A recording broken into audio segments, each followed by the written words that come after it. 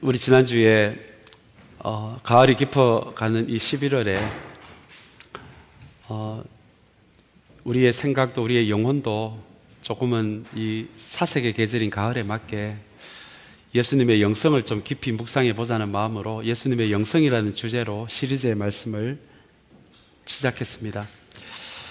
우리 지난주에 먼저 영성이 무엇인지, 그리고 다른 말로 영적인 사람이 어떤 사람인지에 대해서 먼저 우리 그 개념을 조금 설명을 드렸는데요. 우리 앞으로도 이 11월 한 달 동안 영적인 것이 무엇인지, 영성이 무엇인지를 계속 우리가 좀 나눌 말씀이기에 다시 한번 간단하게나마 먼저 정리를 좀 하고자 합니다. 먼저 우리가 영성이 무엇인지, 그리고 영적인 사람이 어떤 사람인지를 이야기할 때 우리가 먼저 가장 기억해야 할 것은 영성이라는 것이 나의 열심, 나의 공헌, 나의 업적이 아니라 정말 영성이라고 말할 수 있으려면, 영적인 사람이라고 말할 수 있으려면 예수님을 닮아가고자 하는 모습이 우리에게 있어야 한다는 것을 먼저 말씀을 드렸습니다. 교회 안에서 우리가 열심을 가지고 섬길 수 있습니다. 교회 안에서 우리가 어떤 특별한 업적을 남길 수도 있습니다. 그러나 성경은 그런 사람을 영적인 사람, 영성이 있는 사람이라고 말하지 않고 예수님을 닮아가는 모습이 있어야 성경은 영적인 사람, 영성이 있는 사람이다라고 이야기를 한다는 것입니다. 예수님이 기도했는 방식으로 우리도 그렇게 예수님의 기도를 담는 모습이 우리 안에 있어야 하고요. 예수님이 사람을 사랑했던 그 방식이 우리 안에 있어야 하고요. 예수님이 그 시대에 악을 저항하셨던 그 모습이 우리에게 있다라면, 그 예수님을 닮은 모습이 우리에게 있다라면, 혹은 조금씩 예수님을 닮아간다면 그 사람을 성경은 영성이 있는 사람 혹은 영적인 사람이다라고 그렇게 부른다는 것입니다. 또한 어떤 사람이 영적인 사람입니까? 두 번째로 옛자에 초점이 맞춰진 사람이 아니라 주님이 부활하실 때 우리에게 새롭게 만들어진 새로운 자, 속 사람에게 초점이 맞추어진 사람을 영적인 사람 혹은 영성이 있는 사람이다라고 그렇게 말씀을 드렸습니다. 성경은 우리가 예수님을 우리의 인생의 주인으로 고백할 때 우리의 옛자는 예수님과 함께 죽는다라고 이야기를 합니다. 우리의 자기중심성요, 우리의 본성요, 그것이 주님이 십자가에 돌아가실 때 그 옛자가 죽고 예수님이 다시 살아나실 때 그 옛자는 죽었기에 새로운 자, 새로운 속사람이 태어난다라고 성경은 이야기를 합니다. 예수를 믿고 나서도 이전에 나의 기질과 나의 본성과 나의 자기중심성에 초점을 맞추는 것이 아니라, 그것이 나의 진짜 자기로 살아가는 사람이 아니라 주님이 다시 사실 때 나에게 새로운 사람이, 내가 주님 안에서 새로운 사람이 되었다라는 것을 기억하면서 성령께서 말씀을 통해 그 새 사람을 하나님의 목적에 맞게 새롭게 빚어 나가신다는 것에 초점을 맞추어진 사람, 그 사람을 또한 성경은 영성의 사람 혹은 영적인 사람이다 이렇게 부른다는 것도 말씀드렸습니다. 또한 마지막으로 우리가 한 가지 더 기억해야 할 것은, 누군가를 영적인 사람, 영성의 사람이라고 부르기 위해서는 그 사람에게 규칙적인, 주님이 우리로 하여금 하기를 원하시는 그 삶의 모습을 규칙적으로 실천하는 모습이 있어야 한다라고도 말씀을 드렸습니다. 주님이 우리에게 무엇을 원하실까요? 당연히 기도하는 사람이 되기를 원하시겠죠. 말씀 묵상하는 사람이 되기를 원하시겠죠. 진실되게 사랑하는 사람이 되기를 원하시겠죠.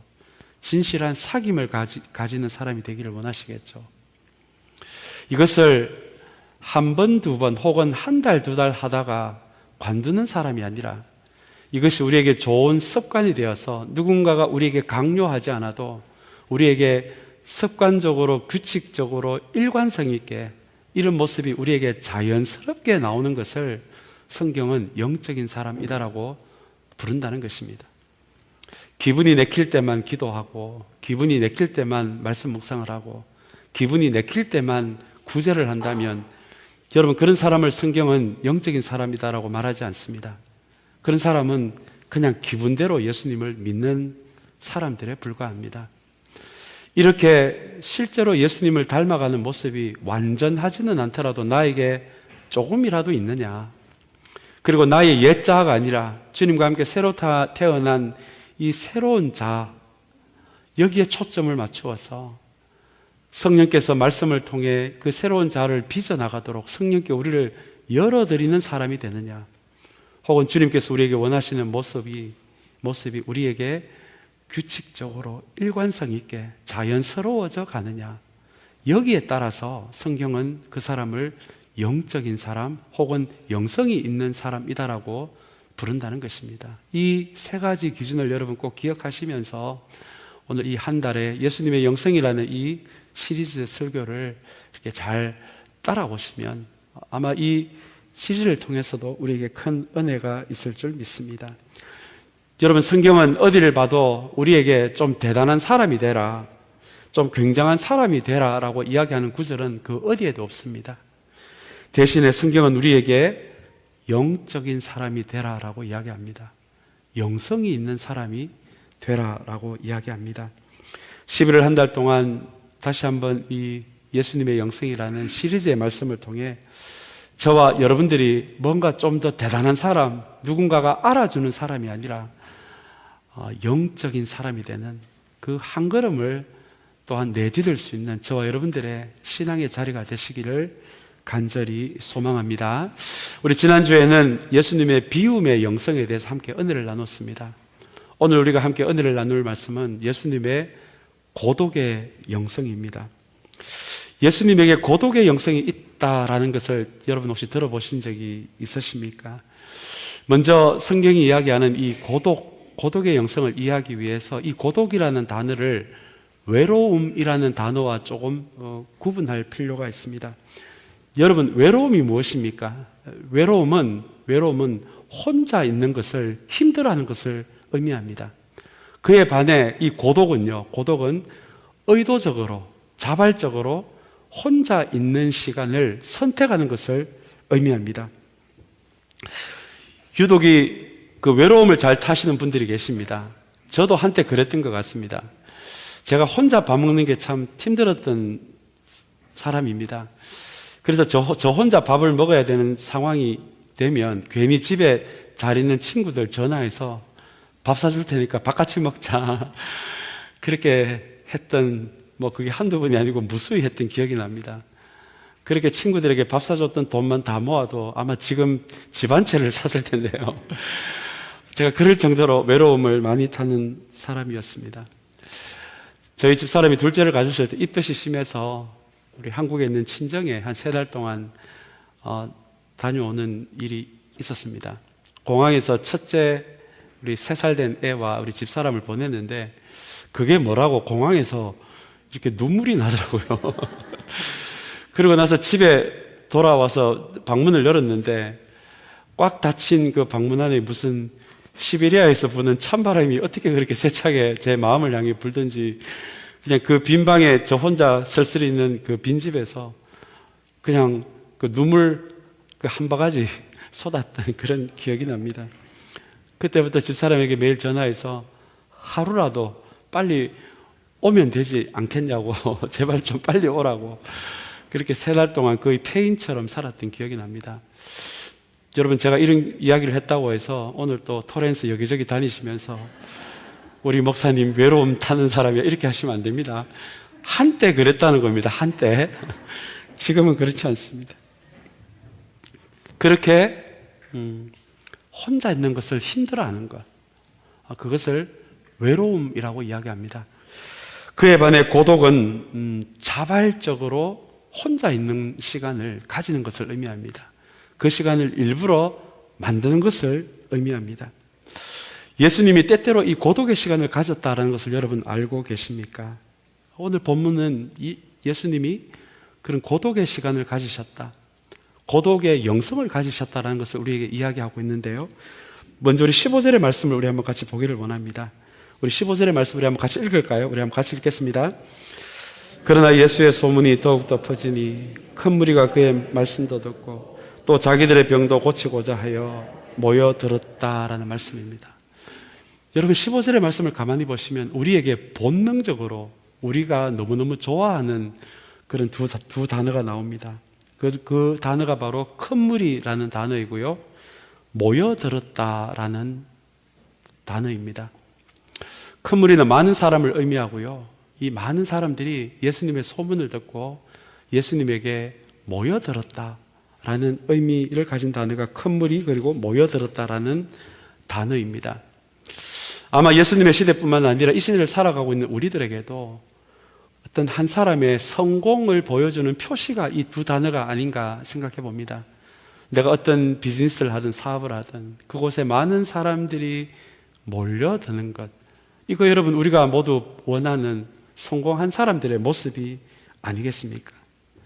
그렇게 사람들에게 인정을 받고 싶고 사람들 사이에서 대단한 사람이 되고 싶고 또 사람들이 보기에 특별한 사람이 되고 싶은 그런 마음이 없는 사람이 누가 있겠습니까? 그것이 우리의 잘 되고 싶은 본성이기도 합니다. 그런데 이런 상황에서 주님이 어떻게 하셨는지를 한번 보시기 바랍니다. 우리 16절의 말씀 우리 한번 같이 읽겠습니다. 우리 같이 읽겠습니다.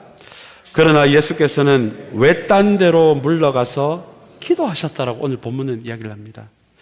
여러분, 이게 무슨 말씀입니까? 그 수많은 사람들이 예수님의 이름을 부르면서 예수님에게 몰려들고 있는 이 상황에서 예수님은 오히려 그 자리를 피해서 외딴 곳으로요, 사람이 없는 곳으로 의도적으로 그 외딴 곳을 선택해서 하나님 앞에 혼자 앉아 있는 그 기도의 자리로 들어가셨다라고 하는 것이 이 16절의 말씀입니다. 제가 이 16절의 말씀을 좀 곰곰이 생각해 보시면서 이런 생각이 좀 들었어요. 내가 예수님의 입장이었으면 나는 어떻게 했을까? 저는 예수님과 조금은 다르게 행동했을 것 같습니다. 지금 많은 사람이 몰려들었잖아요. 저를 비난하는 자리가 아니라 다 저를 보고 싶어 하고 저를 만나고 싶어 하는 그 수많은 사람들의 환호성이 있고 열광이 있는 자리잖아요. 제가 만약에 예수님의 입장이었다면 그 자리를 피해서 외딴 곳으로 가지 않고요, 저는 좀 즐겼을 것 같습니다. 그 많은 사람들이 있는 그 사이를 천천히 걸어다니면서 손도 한 번씩 들어주고요, 눈도 한번 맞춰주고요, 저는 그 자리를 즐겼을 것 같습니다. 그런데 주님은 오늘 본문뿐만 아니라 사복음서 여기저기에서 많은 사람들이 주님께 몰려들 때마다 혹은 오병이어 같은 큰 기적이 일어나고 난 그 다음 사람들이 예수님을 통해서 무언가 더 대단한 것을 꿈꾸기 시작하는 그 자리가 있을 때마다 주님은 그 자리를 피하셔서 외딴 곳으로 가셔서 하나님 앞에 혼자 기도하는 자리에 그 자리를 일부러 의도적으로 찾아가셨다라고 하는 것이 오늘 우리가 읽은 이 16절의 말씀입니다. 우리 같은 말씀이 나오는 누가복음 22장 39절에 보시면 예수님이 습관을 쫓아 감람산에 기도하러 가셨다는 구절이 나옵니다. 습관을 쫓아, 이것이 영어 성경에 보면 as usual로 되어 있어요. as usual, 늘 하시는 대로. 그렇다면 주님은 어떨 때는 그 외딴 곳으로 가시고 어떨 때는 안 가신 것이 아니라 습관을 쫓아요. as usual, 주님이 늘 하시던 대로. 예수님에 대한 사람들의 환호성이 커질 때마다 혹은 예수님을 통해서 무엇인가 더 큰 것을 이루고자 하는 사람들이 모일 때마다 주님은 늘 하시던 대로 외딴 곳에 가셔서 하나님 앞에 기도하는 자리, 하나님 앞에 혼자 앉아있는 자리로 들어가셨다. 여러분, 이것이 우리 지난주에 이어서 두 번째로 다루는 예수님의 영성, 고독의 영성입니다. 그렇다면 여러분, 예수님은 왜 혼자 있는 시간을 의도적으로 선택하셨을까요? 그리고 왜 예수님은 하나님 앞에서 혼자 앉아있는 시간을 가지셨을까요? 아마 이 예수님의 고독의 영성을 가장 잘 보여주는 말씀이기도 한 것이 마태복음 6장 5절 6절의 말씀입니다. 마태복음 6장 5절 6절의 말씀에 보시면 이 예수님이 골방 기도를 가르쳐 주시거든요. 이 골방이 어떻게 보면 예수님이 우리 오늘 본문에서 읽은 외딴 곳을 의미하는 곳이기도 합니다. 그렇다면 여러분, 이 고독의 영성이 어떤 것인지 우리 한번 6장, 오늘 본문은 아니지만 마태복음 6장 우리 5절의 말씀입니다. 예, 우리 6장 5절의 말씀을 저와 여러분이 한번 같이 읽으면 좋겠습니다. 우리 같이 읽겠습니다. 너희는 기도할 때에 위선자들처럼 하지 말아라. 그들은 사람들에게 보이려고 회당과 큰 길 모퉁이에서 기도하기를 좋아한다. 내가 진정으로 너희에게 말한다. 그들은 자기네 상을 이미 다 받았다. 우리 이 말씀을 한번 잘 보시기 바랍니다. 여러분, 이 말씀에 어떤 단어가 가장 먼저 눈에 들어오십니까? 저는 이 말씀을 읽다가 제가 이 말씀을 제대로 한번 읽으면서 참 저도 많이 충격을 받은 말씀이기도 한데요. 여기 보시면 사람들에게 어떻게 해요? 보이려고 하는 그 단어가 나옵니다. 여러분, 사람들에게 보이기 위해라는 이 단어가 무슨 의미입니까? 그것은 나의 신앙의 기준을 다른 사람의 시선에 맞춘다는 의미가 이 안에 있습니다. 이것을 성경은 위선이라고 합니다. 나의 신앙의 기준을 하나님의 시선이 아니라 다른 사람의 평가나 다른 사람의 인정에 맞추는 거예요. 이것을 성경은 위선이라고 합니다. 여러분, 이게 위선이 얼마나 무서운 죄인 줄 아십니까?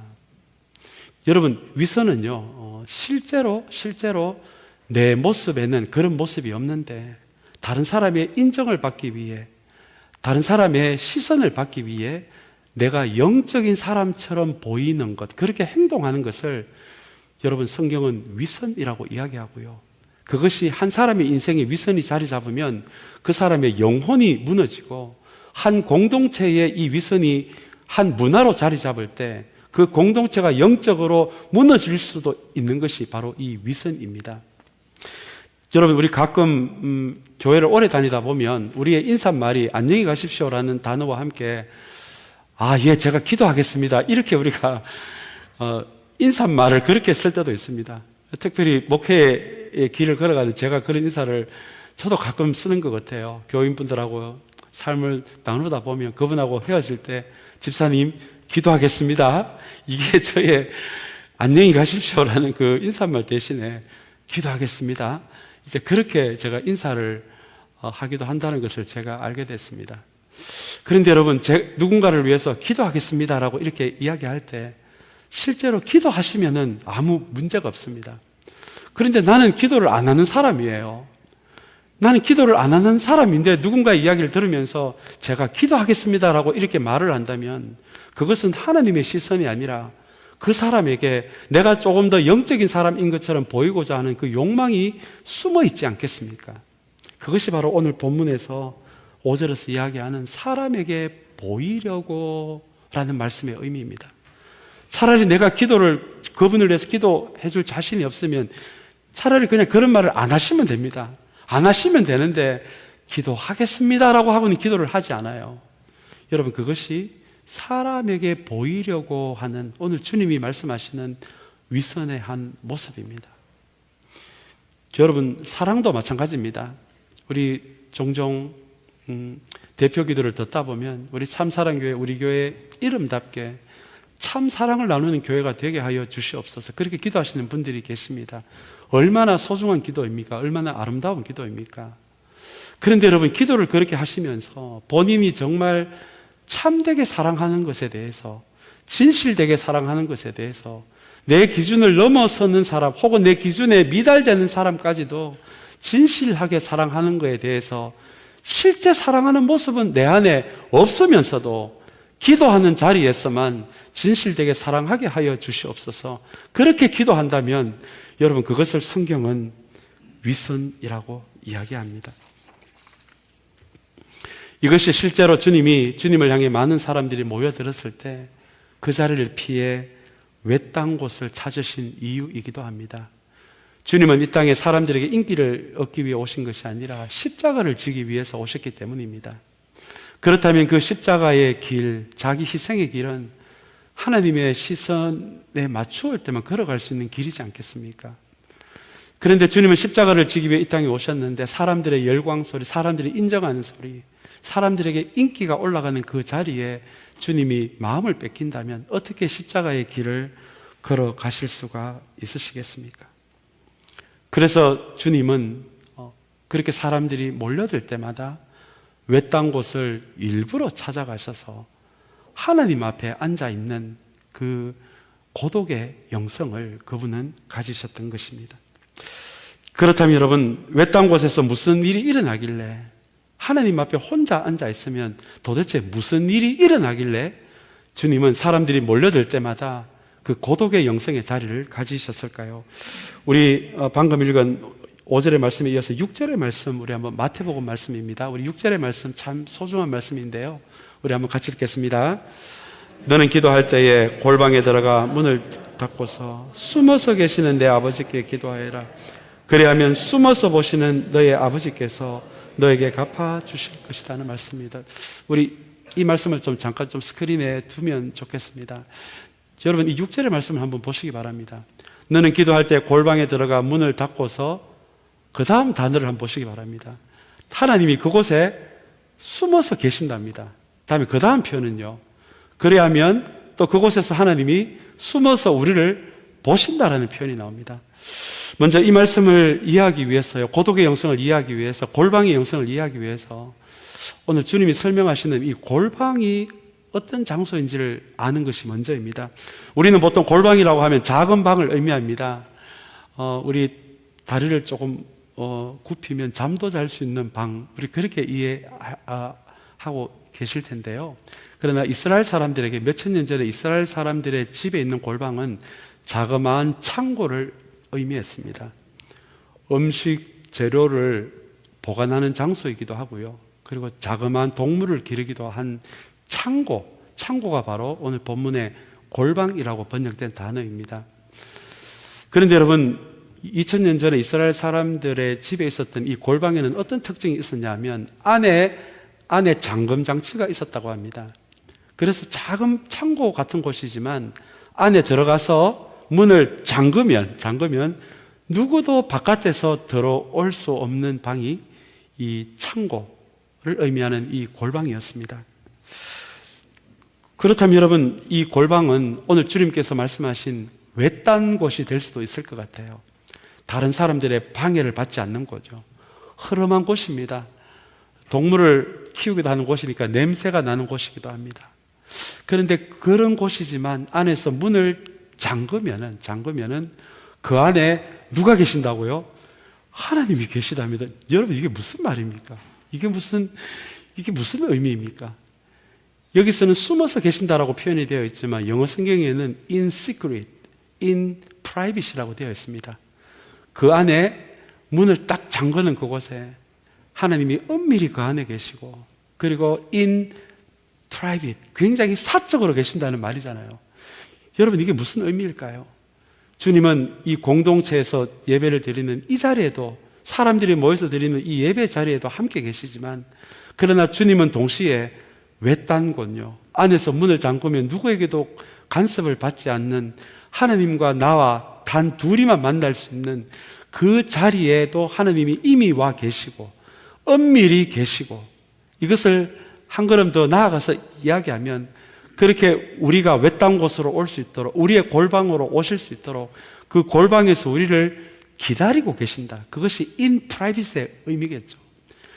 우리가 그 자리에, 이 공동체의 자리도 좋지만 혼자 하나님을 대하는 그 자리, 골방의 자리, 외딴 자리, 하나님 앞에 혼자 앉아있는 그 기도의 자리에도 우리가 오기를 기다리고 계신다라는 의미가 바로 그곳에 은밀히 계신다, 숨어서 계신다라는 말씀의 의미입니다. 여기서 우리 한 걸음 더 들어가서 그 골방에서 우리를 숨어서 또한 보신답니다. 숨어서 보신다는 것은 우리는 하나님을 볼 수 없지만 하나님은 우리를 볼 수 있다라는 의미고요, 영어 성경에 보시면 그 골방에서 하나님이 우리의 모든 것을 보신다라는 그 의미로 하나님이 everything, 우리의 모든 것을 보신다라는 그렇게 번역이 되어 있기도 합니다. 여러분, 이게 무슨 말씀입니까? 성경이 이야기하는 우리의 신앙이 기본적으로 이루어지는 장소는 교회 공동체입니다. 이 신앙의 여정, 쉽지 않은 여정, 함께 가라고, 함께 위로하며 가라고, 함께 격려하며 가라고 그렇게 우리를 모아주신 것이 교회 공동체입니다. 그렇게 소중하고 아름다운 것이 이 교회입니다. 그러나 이 교회 공동체가 가지고 이 안에서 우리가 한 가지 조심해야 할 것은, 주님께서 마태복음 6장 5절에서 말씀하신 그 내용입니다. 사람에게 보이려고요. 이렇게 공동체 안에서 우리가 서로 신앙생활 하지만 자칫 잘못하면 우리의 신앙의 시선이 하나님을 보지 못하고 옆에 사람의 시선을 보고 옆에 사람의 인정과 평판에 신경 쓰기를 시작할 때 그곳에서 우리가 어떻게 우리의 모든 것을 볼 수가 있겠습니까? 우리가 가지고 있는 이 모든 것을 하나님께 보여드릴 수가 있겠습니까? 하나님이 우리의 모든 것을 보신다라고 하는 이 모든 것 안에는 우리의 숨겨진 생각도 포함되어 있습니다. 우리의 바램도 포함되어 있습니다. 우리의 숨은 의도도 포함되어 있습니다. 어떤 분에게는 상처도 포함되어 있습니다. 어떤 분들에게는 삶을 살아가면서 내 안에 누적된 분노일 수도 있습니다. 이렇게 사람이 많은 곳에서 이걸 하나님께 다 보여드리기가 쉽지 않잖아요. 그리고 또 이 교회 공동체가 자칫 잘못하면 다른 사람의 시선에 신경 쓰느라 내 안에 있는 모든 것을 하나님께 보여드리지 못할 수 있는 장소가 될 수도 있거든요. 그래서 이 소중한 교회 공동체와 함께 주님은 우리에게 오늘 고독의 영성에 대해서 가르쳐 주시는 것입니다. 아무도 방해받지 않는 그곳에서, 그것이 골방같이 흐름하고 냄새나는 곳이라고 할지라도 안에서 문을 잠그면 다른 사람이 들어올 수 없는 장소라면 그곳에서 하나님과 단둘이 앉아 이 교회에서는 사람들에게는 보여줄 수 없는 내 안에 있는 부끄럽고 은밀한 것까지도 하나님께 보여드릴 수 있는 장소가 될 수 있는 곳이, 그것이 바로 골방이고 외딴 곳이 될 수 있기 때문입니다. 제가 좋아하는 영성가인 이 헨리 나우엔이 응급실을, 어떤 교인이 아프셔서 응급실에 신방했다가 그 응급실에 실려온 어떤 홈리스 할머니의 모습을 보고 기도에 관련된 책을 썼는데요, 그 책이 바로 열린 손으로라는 책입니다. 그분이 병원 응급실에 신방을 갔는데 홈리스 할머니 한 분이 의식을 잃은 채로 실려왔습니다. 그 책에 나오는 이야기입니다. 그런데 한 손을 꽉 잡고 있어요. 한 손은 펴고 있는데 수술을 해야 될지도 모르기 때문에 이 손에 뭐가 있는지를 봐야 되잖아요. 혹시 있어서는 안 되는 물건이 있을 수도 있으니까. 간호사 한 명이 온 힘을 다해서 손을 펴는데 그 손이 펴지지를 않는 거예요. 할머니가 무슨 힘이 그렇게 센지 너무 손을 이렇게 꽉 잡고 계신 거예요. 그래서 다른 간호사도 부르고 안 돼서 의사도, 남자 의사까지 불러가지고 겨우 그 손을 열어보니까 그 손 안에 은으로 된 동전 하나가 있었다고 합니다. 알고 보니 그 은으로 된 동전 하나가 그 홈리스 할머니가 가진 모든 전 재산이었어요. 이것까지 잃으면 말 그대로 그 홈리스 할머니에게는 아무것도 없는, 그래서 의식을 잃는 상황에서도 본능적으로 그 손에 남아있는 것을 꽉 잡은 것이죠. 꽉 잡은 것이죠. 그렇게 세 명이 붙어서 겨우겨우 열 수 있는 주먹을 묵상하면서 그 헨리 나우엔이 쓴 책이 열린 손으로라는 책입니다. 우리는 때때로 하나님 앞에 주먹을 꽉 쥐고 있지 않습니까? 이 교회 안에 예배하는 자리에 오지만 사람들 보기에 부끄럽고 하나님 보기에 부끄러운 거, 그 할머니처럼 손을 꽉 잡고는 누구에게도 보여주지 않는 그런 모습이 혹시 우리에게 있지는 않습니까? 헨리 나우엔은 그런 모습을 묵상하면서 진짜 기도는 사람들에게 보이기 위한 기도가 아니라 내가 내 주먹 안에 숨기고 있는 거요, 은밀한 거요, 이것이 사람들 보기에는 부끄러운 것일지는 몰라도 하나님 앞에 그 주먹을 열어서 내 안에 움켜잡고 있는 것을 하나님께 보여드리는 것. 여러분, 움켜잡은 손이 아니라 열린 손이 되어서 내 안에 있는 모든 것을 하나님 앞에 보여드리는 것, 이것을 기도라고 헨리 나우엔은 정의합니다. 여러분, 그것이 골방 기도가 아니겠습니까? 그것이 외딴 곳의 기도가 아니겠습니까? 교회 공동체가 모여서 통성으로 하는 기도도 너무너무 중요하지만 때로는 외딴 곳에서, 때로는 골방에서 이 교회 공동체 안에서 다 드러내지 못하는 것까지도 하나님 앞에 다 보여줄 수 있는 그 기도, 그 기도의 영성을 우리는 고독의 영성이다라고 그렇게 부를 수가 있습니다. 그렇다면 여러분, 이 고독의 영성은 우리에게 어떤 영적인 유익이 있습니까? 그곳에서 우리는 우리가 가지고 있는 것, 우리가 숨긴 것 주님께 모두 보여드렸을 때, 그때 우리는 주님의 우리의 마음으로 들려온, 우리의 영혼에 들려오는 하나님의 사랑의 음성을 들을 수 있는 것도 바로 외딴 곳에서의 기도입니다. 골방에서의 기도입니다. 여러분, 주님이 공생애를 시작하시면서 세례요한에게 세례받았다는 걸 여러분 잘 알고 계실 겁니다. 그때 하늘에서 어떤 음성이 들렸습니까? 너는 내 사랑하는 아들이다. 우리 세번역에 보시면 내가 너를 기뻐한다라는 하나님의 음성이 예수님이 세례요한에게 세례를 받을 때 하늘에서 들려진 하나님의 음성이었습니다. 아마 외딴 곳에서 기도할 때마다 우리 예수님은 하늘로부터 들려진 하나님의 음성을 묵상하시지 않으셨겠습니까? 그리고 십자가에 매달리셨던 그 외로운 자리에서도 예수님이 아무 생각 없이 십자가에 매달려 있었던 것이 아니고 내가 너를 사랑한다, 너는 나의 기쁨이다라고 하는 그 하나님의 음성을 묵상하지 않으셨겠습니까? 여러분, 이것이 고독의 영성에 우리에게 주는 유익입니다. 우리가 사람들 사이에 있을 때는, 혹은 사람들의 평가에만, 사람들의 시선을 보고 있을 때에는 결코 들릴 수 없는 음성이 하나님 앞에 혼자 앉아 있을 때요,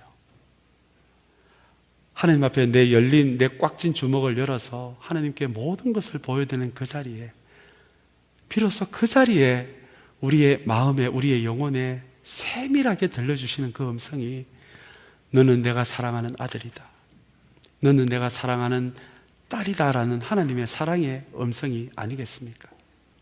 성공만이 전부인 것으로 알고 있는 이 세상에는 우리를 향한 이 세상의 평가대로 우리에게 들려지는 너는 이런 인간이야 저런 인간이야 라고 하는 세상의 평가가 난무한 곳에서 우리는 살아가고 있습니다. 여러분, 그 기준에 맞추면 우리는 평생 그런 이야기를 들으면서 살아야 하겠지만, 그러나 고독의 영성으로 하나님 앞에 혼자 앉아있는 그 자리요, 그리고 그 자리에 나의 꽉 쥔 주먹을 비로소 하나님께 보여드릴 때, 그때 비로소 세상에서는 들릴 수 없는 하늘로서 들려지는 하나님의 사랑의 음성이요, 너는 내가 사랑하는 아들이다, 너는 내가 사랑하는 딸이다. 여러분, 이게 진짜 우리의 모습이잖아요. 세상이 이야기하는 그 평가가 우리의 진짜 모습이 아니라 그 음성이 들려지는 것이 바로 그 음성을 듣는 자리가 고독의 영성의 자리이고, 오늘 본문이 이야기하는 골방 기도의 자리이고, 외딴 곳의 기도의 의미입니다. 이제 마지막으로 우리 목숨 걸고 종교개혁을 했던 종교개혁자들이 붙들고 있었던 한 영성을 소개하기를 원하는데요, 우리 스크린으로 한번 비춰주시면 감사하겠습니다. 우리 코람데오라는 단어입니다. 이것이 라틴어예요. 코람은 누구의 앞에서라는 의미이고, 데오는 하나님을 의미하는 라틴어 단어입니다. 그렇다면 여러분, 코람데오라는 이 단어가 어떤 의미겠습니까? 하나님 앞에서, 하나님의 시선 앞에서 라는 단어의 의미입니다. 중세에 가톨릭이 많이 타락을 했습니다. 그때는 뭐 종교적인 것뿐만 아니라 정치적인 것까지도 마음껏 휘둘렀던 시대가 그때 로마 가톨릭에 변질된 시대였습니다. 이때 종교개혁을 한다는 것은 목숨을 걸지 않으면 안 되었던 것이거든요. 그래서 조금이라도 그 시선이 사람들의 시선에게 가는 순간, 교황의 눈에 시선이 맞춰진 순간, 이 종교개혁은 이게 가능한 일이 아니었거든요.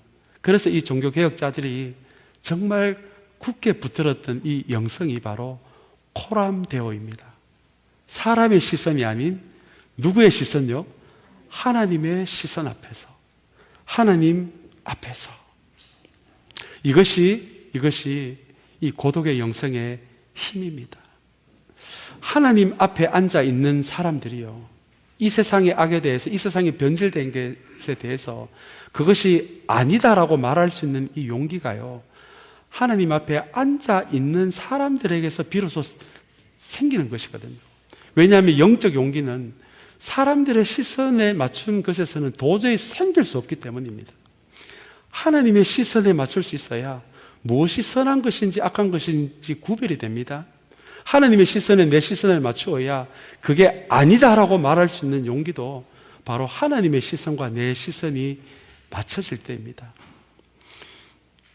여러분, 교회 공동체 안에서 서로 사랑하자라고 이야기합니다. 그런데 우리의 본성은, 우리의 수준은요, 우리의 능력은 우리의 기준 밖에 있는 사람을 사랑하는 게 참 힘듭니다. 여러분, 이게 언제 가능한지 아십니까? 고독의 영성이 있을 때입니다. 하나님 앞에요, 내 부족한 거 다 웅킨 주먹 드러내고 하나님 앞에 앉아 있다 보면, 그렇게 하나님 앞에 고독의 기도의 자리를 가진 사람 안에는 비로소 하나님 앞에 하나님의 시선을 맞출 때 다른 사람을 진짜 사랑할 수 있는 힘도 그 고독의 자리에서 생기거든요. 그래서 주님은 오늘 지난주 비움의 영성에 이어서 우리에게 이 고독의 영성을 가르쳐 주고 계십니다. 이제 말씀을 맺기를 원합니다. 사랑하는 여러분, 하루에 긴 시간이 아니어도 좋습니다. 카페도 괜찮은 것 같아요. 내가 누구인지 모르는 사람들이라면, 내가 카페에서 잠깐 1, 2분 눈을 감을 수 있는 곳이라면 그것도 외딴 곳이 될 수 있을 것 같아요. 그것도 골방이 될 수 있을 것 같습니다. 다른 사람의 시선을 의식하지 않고 내가 내 눈을 감고 하나님 앞에 혼자 앉을 수 있다면, 꽉 쥔 주먹을 열어서 하나님께 보여드릴 수 있는 그 자리가 될 수 있다면, 여러분, 그곳이 고독의 영성의 자리가 아닐까요? 외딴 곳에서의 기도의 자리가 아닐까요? 골방 기도가 아닐까요? 교회에서 하는 온 공동체가 한 목소리로 기도하는 통성 기도도 너무너무 좋은 기도이지만, 여러분, 우리가 혹여나 다른 사람의 시선을 의식하는 순간 우리의 신앙을 잃어버릴 수도 있기에 주님은 이렇게 외딴 곳에서 기도하는 고독의 영성을 우리에게 가르쳐 주십니다. 오늘 이 말씀을 생각하시면서 사랑하는 여러분, 세상의 기준으로 이야기하는 여러분이 아니라 하나님이 이야기하는 우리가 진짜 우리가 아니겠습니까? 세상의 성공의 기준으로 이야기하는 우리가 아니라 하늘에서 들려지는 너는 내가 사랑하는 아들이다, 너는 내가 사랑하는 딸이다. 사랑하는 여러분, 그 음성에 우리의 인생에 초점을 맞추고 우리를 사랑의 눈으로 보시는 그 하나님의 시선에 우리의 시선을 맞추며 살아갈 수 있는 그 고독의 영성이 있는 저와 여러분들이 되시기를 주님의 이름으로 간절히 축원합니다. 우리 이 마음을 모아서